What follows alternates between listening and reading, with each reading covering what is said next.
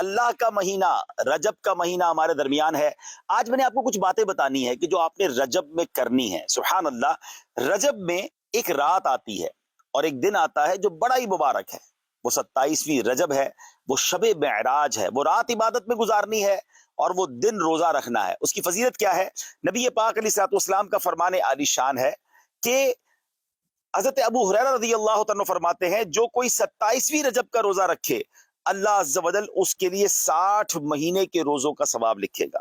اللہ اکبر. اسی تاریخ کو نبی پاک علیہ الصلوۃ والسلام کو معراج شریف کا عظیم الشان معجزہ نصیب ہوا.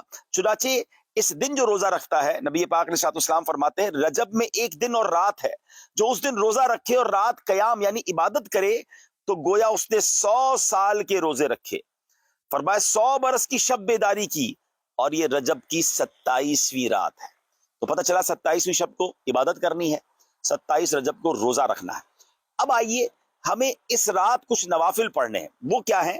رجب میں ایک رات جس میں نیک عمل کرنے والے کو 100 برس کی نیکیوں کا ثواب ہے، وہ 27ویں شب ہے، 27th نائٹ آف رجب.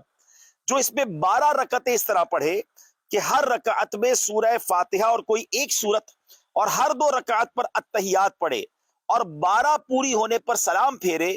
اس کے بعد 100 بار یہ پڑھے سبحان اللہ والحمد للہ ولا الہ الا اللہ واللہ اکبر، اور پھر استغفار 100 بار پڑھے، درود شریف 100 بار پڑھے، اور دنیا اور آخرت میں سے جس چیز کی چاہے وہ دعا مانگے.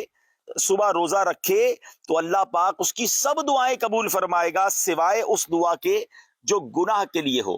تو 27th نائٹ 12 رکعت نفل پڑھنی ہے اور 12 پوری ہونے پر سلام پھیرنا ہے. ٹھیک ہے، ایک ساتھ 12 رکعت نفل پڑھنی ہے، اور 100 بار کیا پڑھنا ہے؟